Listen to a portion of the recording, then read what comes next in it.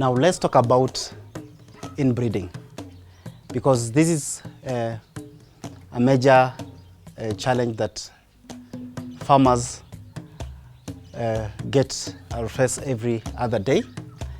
And inbreeding is when two animals are mated from the same families.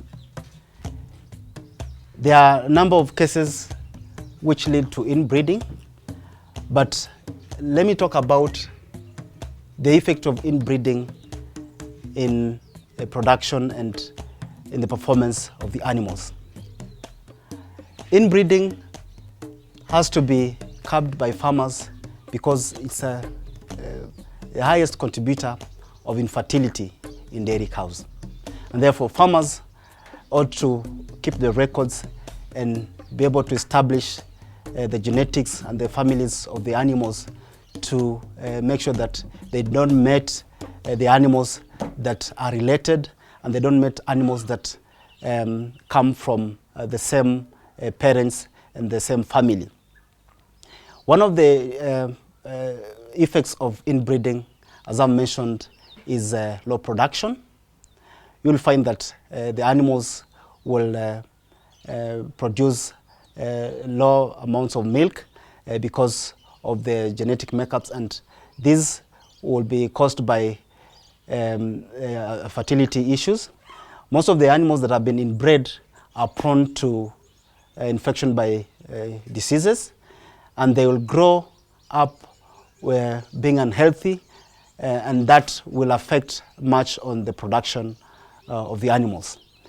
Again, inbred animals may be costly to manage the farm, and therefore a farmer has to be careful not to be found in a situation where they are treating the animals every time. They are spending more money on insemination on animals that are hard to conceive and to reproduce at the farm.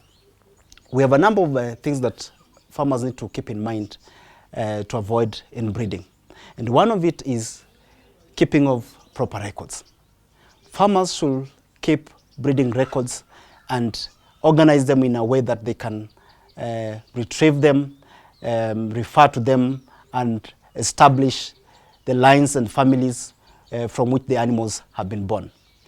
For smallholder farmers, they should start by keeping simple record details just to establish the identity of the animal, from which parents it was born from, and this will help in determining what to choose in the next breeding cycle.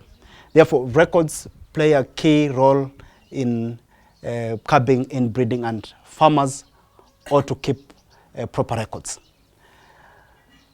We also need that farmers share the information from the records with their officers. They should not retain the information within to themselves. This is because the AI officers need to be informed early in order to assist them in selecting a proper bull or sire to be served to the animals.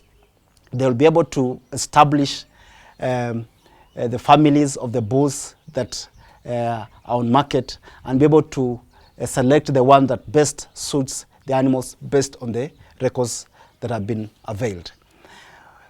One other thing that farmers need to look at to avoid inbreeding is selecting sires early enough.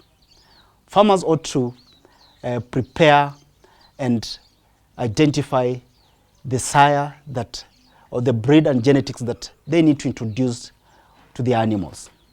This will help them to prepare the officers who will come and inseminate to avail and prepare the semen ready to be served to the animals.